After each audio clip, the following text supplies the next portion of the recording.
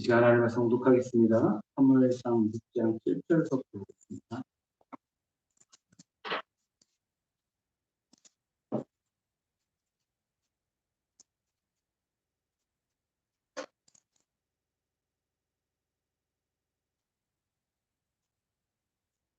사무엘상 6장 7절서부터 16절서까지 보겠습니다.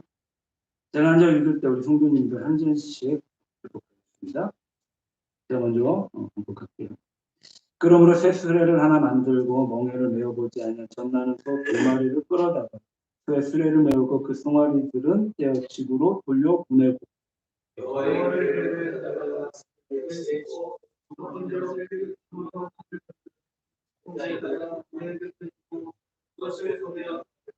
보고 있다가 만일 그가 그 본 지역 길로 올라가서 베스메스로 가면 이 큰 재앙은 그가 우리에게 내린 것이요 그렇지 아니하면 우리를 친 것이 그의 손이 아니요 우연히 당한 것인 줄 알리다 하니라.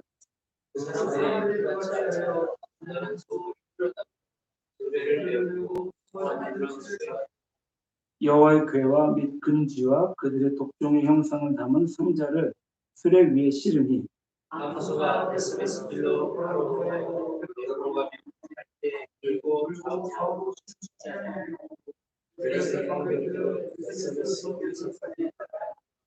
베스메스 사람들이 골짜기에서 밀을 베다가 눈을 들어 궤를 보고 그 본 것을 기뻐하더니 수레가 베스메스 사람들로 있는 모습이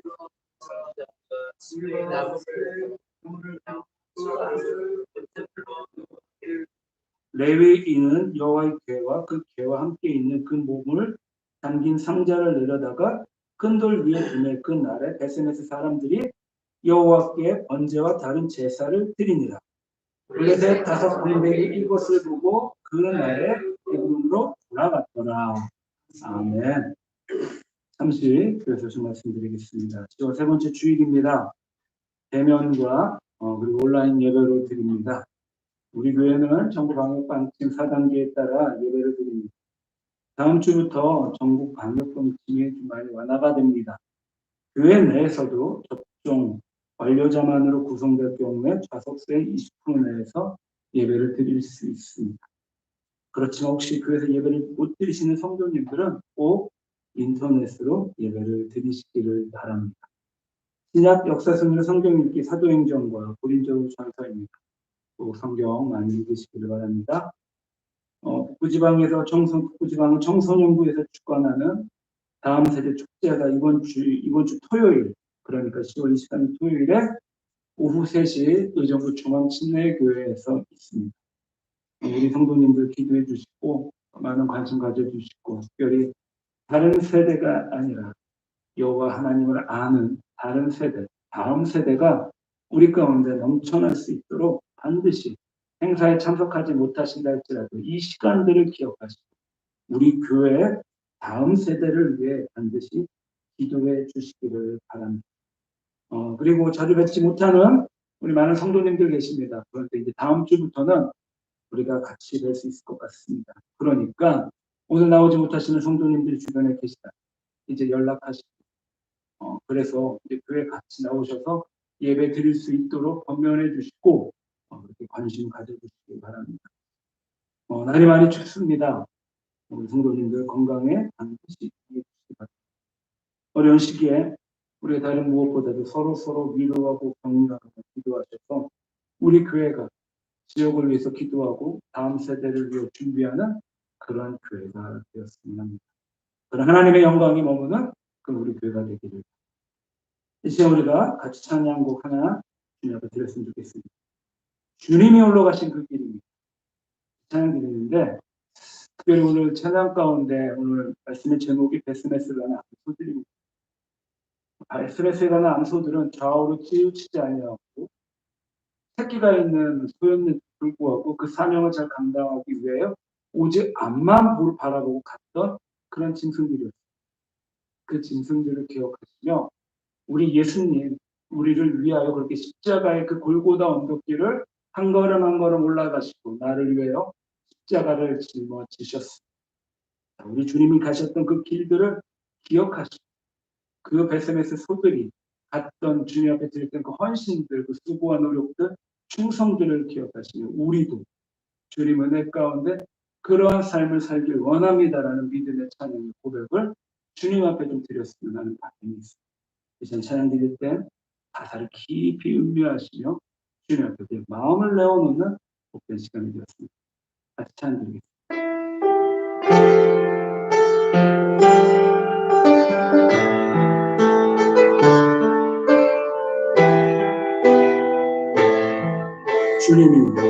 주님이 홀로 가신 그 나도 따라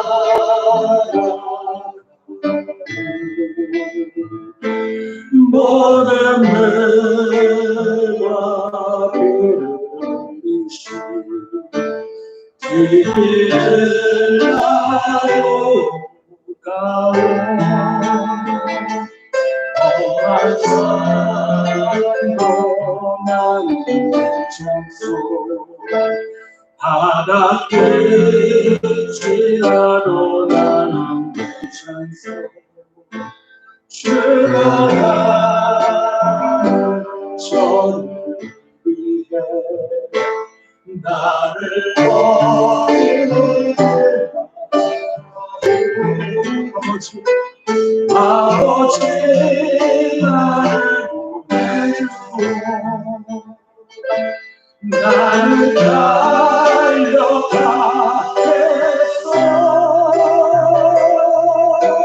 무엇은 아끼지 않겠소 나를 보내주고 우리 처음부터 한번 고백합니다. 주님이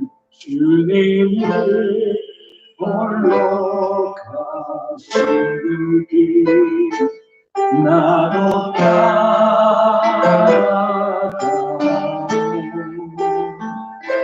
모든 늘 앞에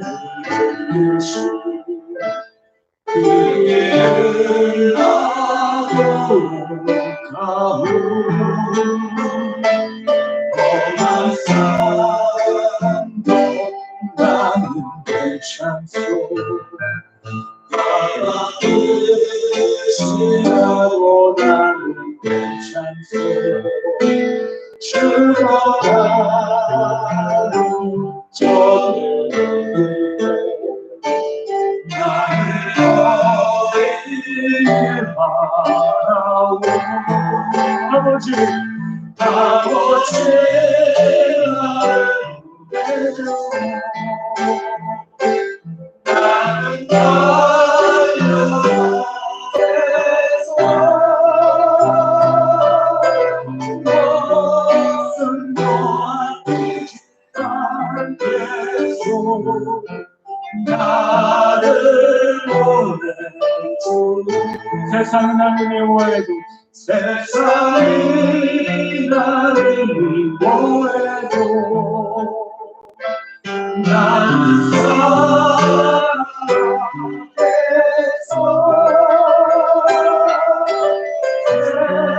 세상은 구원의 십자가 나도 따라가오 생명을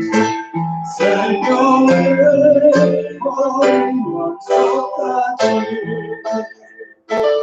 나를 사랑하는 당신 이 작은 나를 받아주고 나도 사랑하오 잠시 기도드리겠습니다. 사랑의 은혜가 풍성하시고 자비로우신 하나님 감사드립니다. 주일 아침에 주님을 찬양할게요. 그 찬양을 우리 가운데 임하신 그 주님을 더 많이 더 깊이 경험케 해주시고 알게 해주시고 누리게 해주시고 성령님의 임재로 우리의 마음이 더 뜨겁게 해주시는 감사드립니다. 주님 우리 가운데 말씀의 씨앗이 뿌려졌을 때 30배, 60배, 100배의 놀라운 결실을 얻어가는 시간 되게 해주시고 그래서 우리 살아계시고 역사하시고 집 누나를 지켜주시고 바라보신 주님을 말씀을 통하여 더 많이 더 깊이 경험하는 귀하고 복된 시간 되게 해 주시오. 감사드리며 예수님의 이름으로 기도드리옵나이다. 아멘. 우리 성도님들 좌우로 앞뒤로 인사 한번 나누시기 바랍니다. 반갑습니다. 잘 오셨습니다.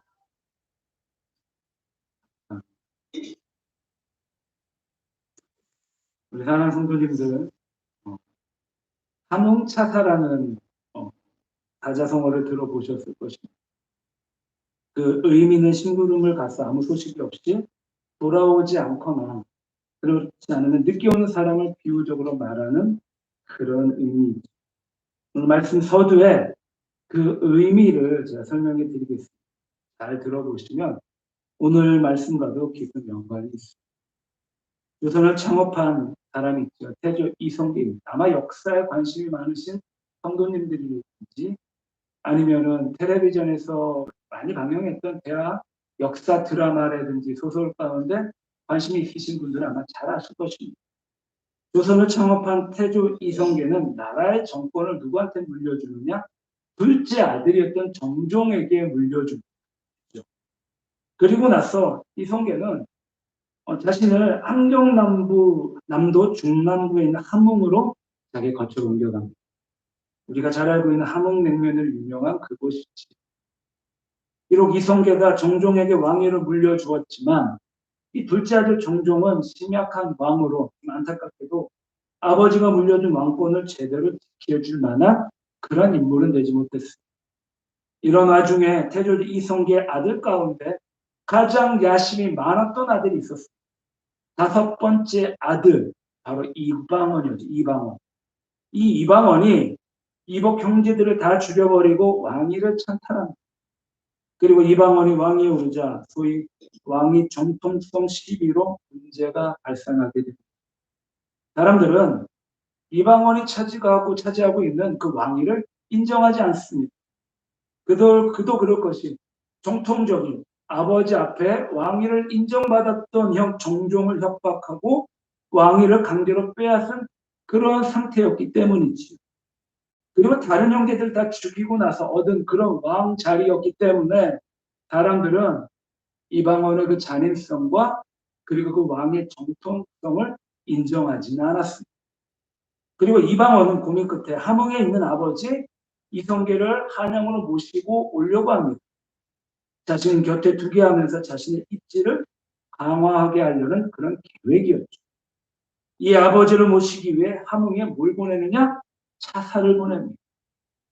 그런데 이성계를 만나러 왔던 모든 차사들이 함흥에 도착하자마자 다 이성계에 의해서 모조리 죽임을 당해버립니다. 이성계로서는 그 입장이 자신의 왕위를 물려준 정종을 내어쫓고 그리고 자신의 자식들까지 죽여요. 자기 다섯 번째 아들인 이방원의 청을 들어줄 수 없었기 때문이었습니다. 그렇게 이방원을 만나러 함흥에 간 사람들이 모두 죽고 돌아오지 않습니다. 그래서 여기에서 무슨 어떤 의미가 말이 생기느냐? 함흥차사라는 그러한 사자성어가 생깁니다.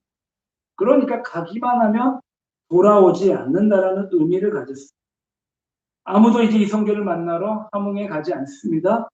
가면 살아 돌아오지 못하기 때문이지. 이때 아주 지혜로운 신하가 한 명 등장합니다. 그 사람이 이름이 뭐냐? 탄순추부사 박순이라는 사람이 등장하게 되지. 박순은 함흥으로 가면서 아주 지혜로운 행동을 한 가지 합니다. 어떤 행동을 하느냐? 그것은 새끼가 달린 암소 한 쌍을 함흥까지 먼 길을 갈 때 끌고 갑니다. 암소 새끼와 암소를 끌고 가지. 그리고 태조 이성계가 머물고 있는 처소 인근에 어미와 새끼를 같이 있는 것이 아니라 따로 떨어져 놓게 됩니다. 그리고 어미소와 새끼소는 밤새도록 서로를 그리워하는 마음에 울어대기 시작합니다. 이 어미소와 이 새끼소의 그 울음소리를 듣고 태조 이성계가 무엇인가를 깨닫게 됩니다. 그래서 이번에 온 차사 박수는 바로 죽이지 않고 집으로 불러들이지. 집안에서 이성계를 만난 박수는 눈물을 흘리며 태조 이성계에게 이렇게 말합니다. 어미를 따르는 미물도 저러는데 인간의 부모에 대한 정이 얼마나 깊겠습니까? 라고 청하죠. 그제서 이성계가 마음을 돌려 한양으로 돌아가기로 결심하였다는 내용이 바로 삼흥차사의 내용입니다. 자, 오늘 본문에도 등장하는 소들이 있지. 묵묵하게 법궤를 실은 수레를 끌고 페세메스로 올라가는 암소들이 등장합니다. 이 암소들 또한 동일하게 젖을 먹이는 새끼 송아지들이 있었습니다. 흔히 본문에 등장하는 베세메스의 암소들 뿐만이 아니라 이 땅 가운데 모든 소들은 사실 충성과 헌신의 상징물처럼 보여지는 그런 여겨지는 동물들입니다. 사실 소라는 동물을 우리가 살펴보면 어떻게 보면 나무랄 데가 전혀 없는 그러한 짐승이고 그러한 동물이지요. 묵직한 성격대로 주인을 위해 충성을 다합니다. 밭을 갈고 논을 갈고 충성을 다하죠. 그리고 젖소는 건강한 우유까지 제공합니다. 죽은 후에는 더 쓸모가 있는 동물입니다. 죽어서는 여러 방면에서 유용하게 사용이 되는 최고의 가죽을 남기게 되죠. 그리고 고기도 남깁니다. 고기만 남기는 것이 아니라 속뼈와 내장들 유용하게 사용할 수 있는 훌륭한 식자료들도 남겨놓습니다. 그러니까 저는 무엇 하나 버릴 수 없는 동물이죠. 흔히 말하는 대로 머리부터 발끝까지 몽땅 사람들에게 다 주고 가는 온전한 헌신의 동물로 보여질 수 있습니다. 자, 오늘은 그런 모든 것들을 아낌없이 주고 가는 그러한 소들의 모습입니다. 이는 충성과 헌신의 상징으로 그려지는 이 베세메스의 암소들처럼 마치 하나님의 교회와 그리고 나의 이웃들을 위해 아낌없이 헌신하며 묵묵하게 하나님의 나라를 위해 쓰임을 받는 성도님들처럼 비춰지기도 합니다. 그리고 또 다른 한편으로는 우리를 위하여 십자가에서 모든 것을 아낌없이 주신 예수님을 상징하기도 합니다. 그러니까 오늘 베세메스의 암소들은 두 가지의 모습을 살펴볼 수 있습니다. 이 땅을 사랑하는 성도들의 모습과 그리고 우리를 위하여 목숨까지도 내어놓으신 예수님의 모습을 그 안에서 우리는 찾아볼 수 있습니다. 간절히 말하는 것은 오늘 말씀을 통하여 이 땅을 사랑하는 성도, 저도 포함이지요. 이 땅에 모두 주님을 따라가고 주님의 그 은혜를 입은 거룩함을 입은 모든 사람들이 이 땅 가운데 하나님의 나라와 수고와 헌신의 의미를 오늘 말씀 가운데 깊이 우리가 경험하고 그래서 우리를 향한 그 하나님의 그 사랑의 본체이신 예수님의 그 구속의 은혜를 더욱더 깊이 충만히 알아가는 귀하고 복된 시간이 되기를 주님의 이름으로 간절히 축원합니다. 아멘. 자, 첫 번째는요. 이 땅을 사랑하는 성도. 제가 성도라는 이 의미를 이 단어를 굉장히 사모하는 그런 마음이 있는데 성도는 이 땅 가운데 정결해야 된다. 정결하다라는 것은 거룩해야 되고 세상 가운데 있지만 세상과 분리되었다라는 그런 의미이죠. 그러니까 성도는 가장 먼저 이 땅 가운데 정결해야만 합니다. 본문의 내용을 간략하게 좀 정리한다면 블레셋과 이스라엘 전쟁이 벌어집니다. 그런데 이스라엘이 집니다. 그리고 블레셋은 이스라엘 가운데 가장 귀하게 여기는 목숨과도 같은 생명과도 같은 여호와의 법궤를 탈취해 빼앗아 가버립니다. 그런데 이 일로 말미암아 여호와의 궤가 움직이는 블레셋 지역들, 특히 아스돗, 가드, 그리고 에글론 지역에서 하나님께서 악성 종양과 전염병을 내리십니다. 그리고 온 성읍이 비명소리가 하늘에서 사무치지요. 이제 블레셋 지역에서 7달이 되어서 여호와의 궤를 더 이상 갖고 있지 못하고 이스라엘 땅으로 보내려고 합니다. 그리고 나서 블레셋도 나름대로 속건제물을 만드는데 그 속건제물을 만들어서 어떻게 보내느냐 7절에 보니까 그러므로 새수를 하나 만들고 멍에를 메어보지 아니하는 젖나는 소 2마리를 끌어다가 소의 수레를 메우고 그 송아지들은 떼어 집으로 돌려보내고라고 합니다. 새로운 수레 하나 만듭니다. 그리고 그 수레를 끌어가는 속 가운데 멍에를 한 번도 메어보지 않은 어미소 2마리를 구입합니다. 그리고 속건 재물이 실린 수레를 끌게 했고 아직 젖을 떼지 못한 송아지가 있는데 그 송아지를 암소에 딸려 보내는 것이 아니라 분리해 소와 격리해 둡니다. 그리고 그 소 2마리가 가고 싶은 대로 수레를 끌고 가도록 합니다. 자, 그런데 여기서 이 장면 가운데 우리가 굉장히 좀 눈여겨봐야 될 그런 모습이 하나 있습니다. 그것은 다름이 아니라 하나님의 궤를 옮기는 일에 쓰임받는 암소 2마리. 2마리의 그 특징이 있는데 어떤 전제가 있느냐? 그것은 바로 6장 7절 전반절에 멍에를 메어보지 않은 소라라고 명확하게 말하고 있습니다. 멍에를 메어보지 않는 소. 민수기 19장 2절에 보면은요, 하나님 앞에 드려지는 그 제물 가운데 이런 표현이 있어요. 여호와께서 명령하시는 법의 율례를 이제 이르노니 이스라엘 자손에게 일러서 온전하여 흠이 없고 아직 멍에 매지 아니한 붉은 암송아지를 내게 끌고 오게 하고라고 합니다. 그러니까 여기서 멍에를 메어보지 않는다라는 이 의미가 굉장히 상징적이고 중요합니다. 멍에를 메어보지 않다라는 의미는 세상 가운데 세상에 한 번도 쓰임을 받은 그러한 소가 아니다라는 것입니다. 그러니까 세상과는 구별이 된 정결한 소, 그런 거룩한 소라는 것이지요.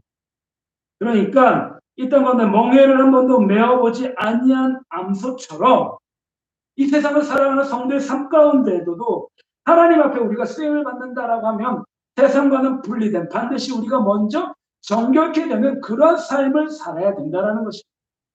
뿐만이 아니라 하나님께서 정말 우리의 인생을 쓰신다라고 하면 사실 그거보다도 가장 영광스럽고 복되고 아름다운 일이 어디 있을까?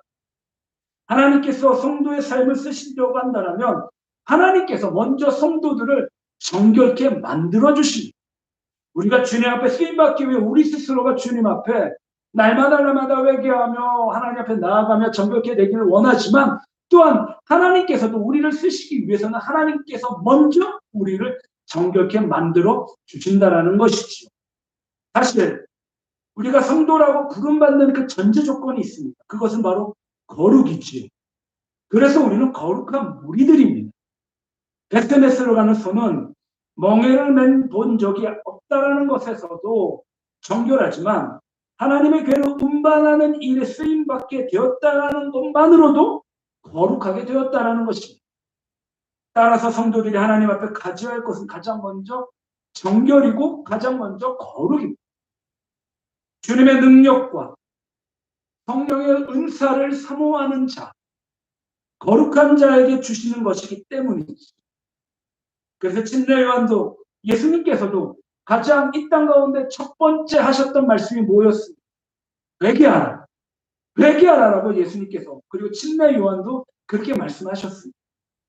회개하여 죄 용서함을 받지 아니하고는 결코 하나님의 나라에 거룩한 자로 쓰임 받을 수도 없고, 그리고 예수 그리스도의 보혈의 피가 아니면 우리는 결코 주님 앞에 우리는 정결하거나 거룩하다라고 말할 수는 없습니다.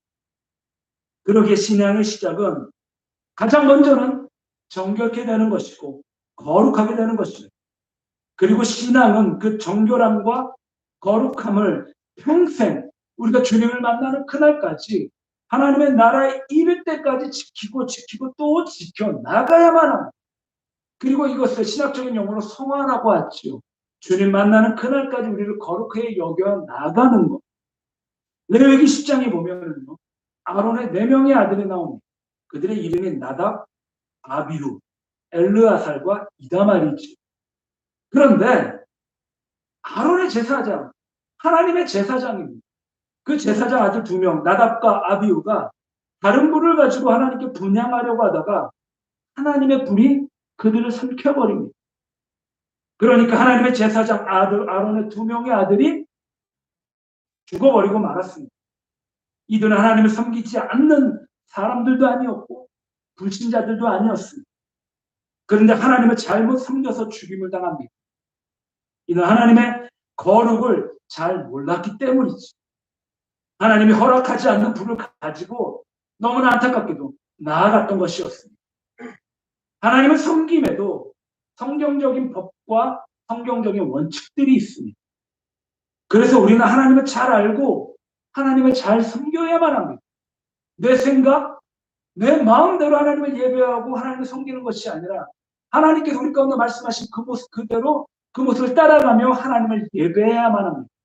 마치 웃다가 법궤를 이동하려고 하다가 어깨에 메어야 할 법궤 수레를 싣고 가다가 그 법궤를요 어깨에 메고 가야 되는데 그 법궤를 그 수레에 싣고 가다가 소가 펄쩍 뛰니까 그 수레를 잡으려 하다가 오히려 죽임을 당했던 일들을 우리는 너무나 잘 알고 있습니다. 하나님은요, 하나님은 거룩 그 자체이시지. 그래서 우리는 하나님 앞에서 반드시 겸손하고 경험하고 그리고 오직 하나님의 은혜 가운데 거해야만 합니다. 그러게 우리가 닮아야 할 분은 바로 거룩하신 예수님이십니다. 이 땅에 그 누구보다도 예수님은 거룩하셨던 분이셨습니다. 요한복음 17장 19절에 예수님에 대한 거룩이 이렇게 나옵니다. 또 그들을 위하여 내가 나를 거룩하게 하오니 이는 그들도 진리로 거룩함을 얻게 하려 함이니이다. 베드로전서 1장 15절부터 16절에 보니까 오직 너희를 부르신 거룩한 이처럼 너희도 모든 행실에 거룩한 자가 되라. 기록되었을 때 내가 거룩하니 너희도 거룩할지어다 하셨느니라. 자, 그리고 나서 베드로전서 1장 15절부터 16절에 거룩하라고 말씀하시는데 우리가 어떻게 거룩하게 될까? 그 이후에 베드로전서 1장 19절에 이렇게 말씀하고 계십니다. 오직 흠없고 점없는 어린 양 같은 그리스도의 보배로운 피로 된 것이니라. 그러니까 성도가 이 땅 가운데 거룩해질 수 있는 이유는 예수 그리스도의 그 보혈로 거룩해질 수 있다라는 것입니다. 우리는 오직 예수님의 피로 거룩해질 수 있습니다.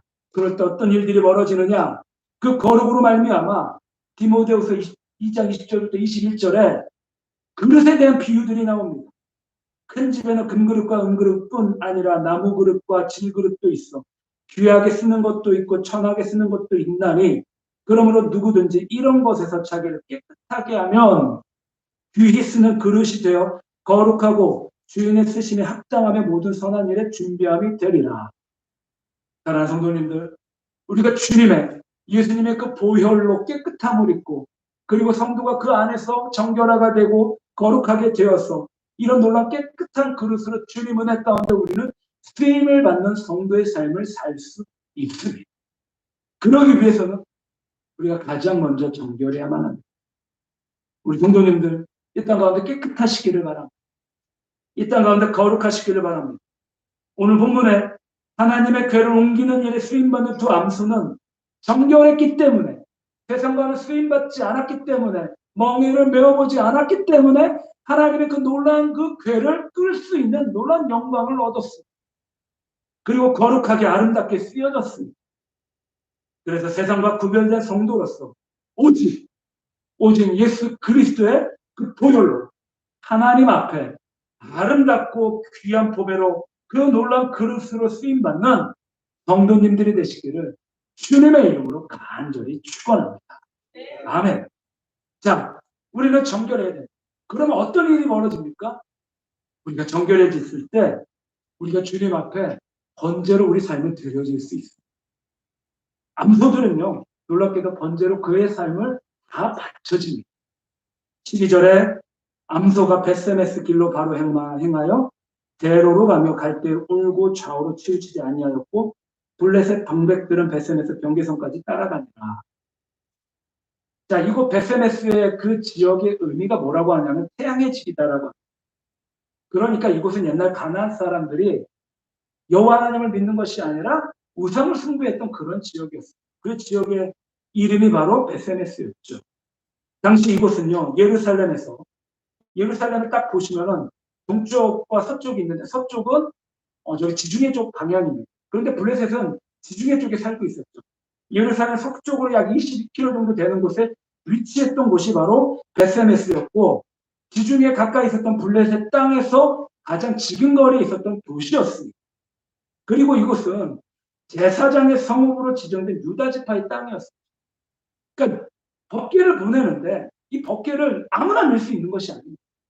하나님의 선택받았던 레위인들, 제사장 족속이 메어갈 수밖에 없는데 그것이 또 마침 하나님의 은혜로 베세메스였다는 것이지. 한편 블레셋인들은 이 언약궤를 이곳으로 보관했던 이유들이 몇 가지 있었어요. 그것은 언약궤가 원래 보관되어 있던 곳은 사실 실로였는데 이 실로가 블레셋 족속의 그 전쟁통에 크게 많이 상하였었고, 그리고 언약궤로 인하여 마지막으로 재앙을 당한 블레셋 도시 에그론과 동쪽에 있던 에그론과 베스메스가 가장 지근거리였기 때문에 블레셋은 이곳으로 베스메스로 여호와의 궤를 보내게 됩니다. 그리고 베스메스로 가는 소들은 이끄는 자도 없이 본능적으로 늘 향하게 되던 자기의 집을 이제 떠나게 됩니다. 저기 자기들의 송아지가 있는 집을 거슬러 반대 방향으로 나아가지. 암소들은 가면서 길을 헛디지 말아야 되고, 무엇을 먹으려고 길 옆으로 내딛지도 말아야 되고, 남겨진 송아지들에게 젖을 먹으려고 돌아가지 말아야만 합니다. 암소들은 새끼들을 생각하면서 울며, 심지어 중반에 보니까 울고 라는 표현을 쓰며 그렇게 베스메스로 나아가게 됩니다. 이 모습은요, 암소들이 결코 남겨진 그 젖먹이는 그 송아지들을 잊지 않았다라는 것을 보여주고 있습니다. 제가 이 장면을 좀 잠잠히 묵상하면서 우리를 위하여 골고다로 올라가시며 십자가에 달렸던 예수님의 그 모습들이 좀 많이 교차가 되었고 많이 저력거렸습니다. 이처럼 소 두 마리가 여호와의 궤가 본래 있었던 베스메스로 곧바로 올라가면 그동안의 재앙은 하나님께서 직접 내리신 것이고, 혹시 두 마리의 소가 다른 곳으로 간다면 그 동안의 재앙은 우연히 당한 것으로 여기기로 하고, 드디어 하나님의 궤를 실은 수레를 소 두 마리에 메우고 에글론에서 베스메스로 향하여 내보냅니다. 자, 그런데 놀라운 일들이 벌어지죠. 어떤 일들이 벌어집니까? 암소들은 좌우로 치우치지 않습니다. 자, 여기서 좌우로라는 원어적 표현이 있는데요. 좌, 왼쪽 끝이죠? 우, 오른쪽 끝입니다. 그러니까 좌우라는 것은 모든이라는 의미, 그러니까 모든 곳으로 나아가지 않았다라는 거예요. 어느 곳을 어느 방향으로 향하지 않았다라는 것이죠. 그리고 치우치다라는 것은 옆으로 빗나가다 떠나가다라는 의미입니다. 그러니까 좌우로 치우치지 않았다라는 것은요, 베스메스를 향하는 모든 길에서 똑바로 갔다라는 것을 의미합니다. 성경에서는요, 말씀의 철저한 순종의 자세를 가르칠 때 이런 표현을 좀 대체적으로 많이 씁니다. 한 번도 멍에를 메어보지 않은 암소들이 이제 그렇게 질서정연하게 곧장 앞으로 나아갑니다. 자, 소가 두 마리가 나아갑니다. 그러면 그 소 두 마리가 양쪽으로 치우치지 않냐면 그 발걸음 또한 아주 질서정연하게 착착착착 하면서 나아가야만 합니다. 한 발이라도 서로 어긋나게 되면 그 수레는 쓰러질 수밖에 없습니다. 엉뚱한 방향으로 나아갈 수밖에 없습니다. 그런데 그 소 두 마리가 그 발걸음조차 맞춰 나아가며 베스메스보다, 이 같은 사실은 이제 블레셋의 제사장들이 구절에 스스로 세운 기준들, 그 세운 바와 같이 블레셋에게 임한 재앙이 이제 우연히 일어난 것이 아니라 하나님의 진노로 말미암았음을 명확하게 보여주는 그러한 장면.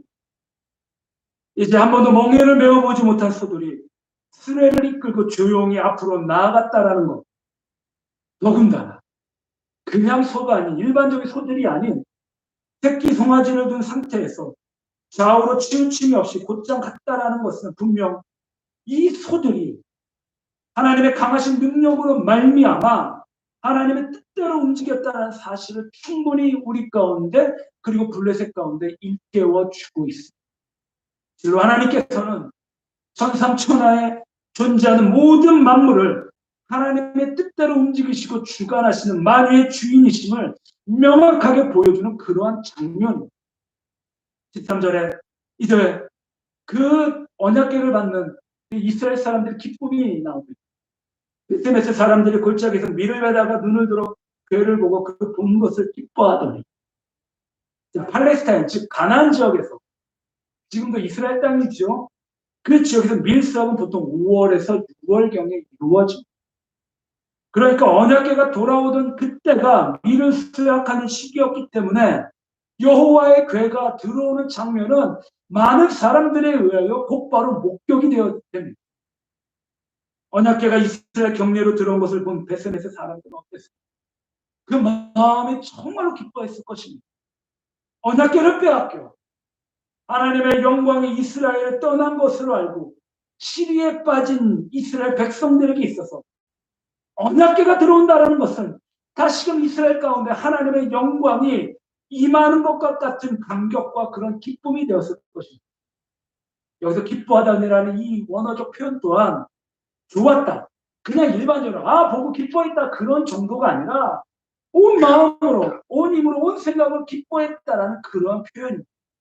한번 생각해 보시기 바랍니다. 마치 다친 전쟁에서 승리하는 왕이 돌아오는 것처럼 언약궤가 이렇게 돌아오는 그 모습은 전혀 그들 이스라엘 사람들 가운데 상상할 수 없었을 텐데 그 장면이 지금 눈앞에 펼쳐져 있고 있는 것을 보면 베세메스 사람들은 놀라움과 기쁨이 교차했을 것입니다. 14절 베세메스 사람 여호수아의 밥 그 돌 있는 곳에 이르러 선지는 우리가 수레에 나무를 패고 그 암소들을 번제물로 여호와께 드리고 수레를 이끄는 사람들도 없었고 그리고 그 수레가 이스라엘 땅 베세메스 사람 여호수아 바다에 와서 딱 멈춰버립니다. 그러니까 블레셋에 대한 재앙이 하나님 손에 의하여 내려졌으니 분명히 하고 언약궤의 그 귀한 과정이 완벽한 하나님의 역사심의 결과를 보여주는 그런 장면입니다. 그리고 암소들은 이제 수레를 끌고 와서 자신의 그 몸을 하나님 앞에 번제로 드립니다. 번제라는 것은 불태워 드리는 것이죠. 불태워 드리는 그 제사를 의미하는 것이죠. 이는 이제 하나님의 인재를 상징하는 성물, 즉 법궤를 운반했던 수레였기에 하나님께 바쳐진 것이었기 때문에 이제 절대로 다시금 세상의 물건을 운반할 수 없습니다. 뿐만이 아니라 암수들 역시 하나님께 직접적으로 인도함을 받았기 때문에 하나님의 도구였기 때문에 이제 다시금 세상적인 용도로 쓰임을 받을 수 없게 됩니다. 조금 더 레위기에 있는 제가 제사법에 대해서 말씀을 드리자면 원래 번제물은 숫소나 숫양, 염소를 드리도록 되어 있습니다. 하지만 지금 경우는 굉장히 특별합니다. 하나님 앞에 붙잡혀서 하나님께 쓰임을 받았던 그러한 소, 그러한 수레였기 때문에 다른 세상적인 용도로 사용이 될 수는 없습니다. 그러게 이제 그 수레를 펴고 그래서 이제 그 암소들을 잡아 하나님 앞에 번제로 드리게 됩니다. 15절 레위인은 여호와의 궤와 그 궤에 함께 있던 금 몸을 담긴 상자를 내려다가 큰 돌 위에 두며 그날의 베세메스 사람들이 여호와께 번제와 다른 제사를 드리니라. 자, 베세메스 레위인들은요 하나님 앞에 번제를 드립니다. 그리고 15절 후반절에 다른 제사를 드린다라고 표현합니다. 대체적으로 레위기에서 하나님 앞에 번제를 드릴 때 같이 드려지는 제사가 하나 있는데 그것은 바로 화목제입니다. 화목제. 번제를 드리면서 화목제를 드리는데 화목제의 의미가 무엇이냐? 언약궤가 돌아오는 것이 하나님과 자신들의 단절된 관계가 회복되는 것으로 생각했기 때문입니다. 자, 여기서 우리가 좀 더 깊이 알아봐야 될 영적인 모습들이 담겨져 있습니다. 이스라엘인들은 하나님 앞에 번제를 드리면서 화목제를 드렸죠. 마찬가지로 감사하고 또 감사한 것은 이 베세메스 법궤를 메고 가는 암소를 통하여 하나님 앞에 번제와 그리고 화목제를 드리는 그 장면을 가운데 마지막까지 하나님의 뜻에 순종하셔서 우리와 하나님과 그 관계를 맺게 해주신 그 예수님의 그 화목제물이 이곳에서 바로 예수님의 그 놀라운 은혜로 예표로 보여주고 있다는 것입니다. 첫 번째 아담이 순종하지 않았으므로 모든 인류가 타락했었고 둘째 아담이신 예수님께서 순종하심으로 인간이 구원함을 얻고 하나님 앞에 나아갈 수 있는 은혜를 얻게 됩니다. 예수님은 사람의 모양으로 이 땅 가운데 오셨고 온전한 순종의 모습으로 한 걸음 한 걸음 걸어가셨습니다. 줄이기도 하시고 행로에 고뇌하기도 하셨고, 그리고 풍랑이 몰아치는 배에서 피곤하셔서 주무시기도 하신 예수님이셨습니다. 예수님께서 연약한 사람의 몸을 입고 보여주신 모든 것은 예수님을 따르는 모든 사람들이 온전한 순종의 길을 가야 한다는 것을 몸소 보여주셨고, 또한 사람이 연약하더라도 그 길을 갈 수 있다는 것을 보여주신 그런 모습이었습니다. 사랑하는 성도님들, 암소 두 마리는 블레셋의 화목제물과 여호와의 괴가 담긴 수레를 벳세메스로 끌고 와서 결국에는 번제가 되었고 하나님께 불태워 하나님께 기쁨이 되는 제물이 되었던 것처럼, 예수님께서도 부정한 곳에 골고다의 죽으심으로 하나님께 기쁨이 되고 하나님의 백성들이 복을 받고 영원히 살아나는 놀라운 기적이 우리 가운데 일어났다라는 것입니다. 이제 예수님께서도 우리 가운데 그 길을 걸어가야 된다라고 말씀하십니다. 우리는 할 수는 없지만 예수님께서 우리를 붙잡아 주신다면 우리는 그 순종의 길을 즐겁고 잘 귀하고 아름답게 걸어갈 수 있습니다. 마지막 체에는 예수님처럼 승리하는, 우리가 그 모습을 잘 따라가는, 예수님께서 우리 가운데 그 화목제물이 되셨던 것처럼 우리도 이 땅 가운데 나와 나의 이웃 가운데 화목제물이 되시는 귀하고 복된 성도님들이 되시기를 주님의 이름으로 간절히 축원합니다. 아멘. 이런 놀라운 일들로 암소들은 하나님의 영광을 세상 가운데 드러냈습니다. 화목제물이 됨으로 하나님 앞에 영광을 올려드린 것이죠. 16절에 블레셋 5방백이 이것을 보고 그 날에 에그론으로 돌아갔더라. 자, 수레를 따라왔던 블레셋의 방백들은 그 놀라운 하나님의 역사를 두 눈으로 처음부터 마지막까지 지켜보았습니다. 그들은 그동안 블레셋에서 일어났던 일들이 하나님의 역사였는지 아니면 우연이었는지를 확인하려고 시험했습니다. 그러나 하나님은 하나님의 뜻을 펴시기 위하여 비록 미천한 짐승이었지만 그 행동을 철저히 이끄셨고, 이 사실을 블레셋 방백들은 더 이상 의심할 수 없도록 똑똑히 그 눈으로 목독했습니다. 그렇습니다. 하나님은 결코 하나님의 영광의 선상을 입지 않으실 뿐만이 아니라 중국에는 하나님을 경멸하는 자들에게서 하나님의 명예를 되찾으시리. 벳세메스로 향한 암소들이 하나님의 영광을 위한 도구가 되었던 것처럼 우리들 또한 하나님의 영광을 위해서 지음받은 존재로서 범사에 하나님의 영광을 생각하며 살아야 하고, 무슨 일을 하든지 하나님의 영광을 이 땅 가운데 잘 드러낼 수 있어야만 합니다. 1988년에 대한민국에서 서울올림픽 하계대회가 열렸습니다. 그때 여자 육상 상관왕이었었던 세계에서 가장 빠른 여자라고 들었던 100m 세계 여자 단거리 우승자인 그리피스 조이너라는 여성이 있었습니다. 아마 우리 성도님들 많이 들어보셨을 거라고 생각이 됩니다. 그 그리피스 조이너가 미국의 MBC 방송국과 인터뷰를 한 번 합니다. 그러고 나서 인터뷰하면서 사회자가 물어봅니다. 당신은 달려갈 때 무슨 생각을 하고 달려가십니까? 그랬더니 이 100m 여자 육상 단거리 우승자인 그리피스 조이너가 이렇게 표현합니다. 나는 하나님의 영광을 위하여 달립니다. 하나님의 영광을 위해서 달린다라고 말합니다. 똑같은 운동장에서 달린다 할지라도 어떤 목적으로 달리느냐에 따라 삶의 가치가 달라집니다. 세상에 많은 사람들이 돈을 위해서 달리고 명예를 위해서 권력을 위해서 달려갑니다. 그렇지만 금메달도 돈도 명예도 권력도 있다가 사라지는 안개와 같은 그런 것들입니다. 사랑하는 성도님들, 우리 성도님들은 무엇을 위해 달려가십니까? 인생의 최고의 가치, 최고의 목적이 삶 가운데 무엇입니까?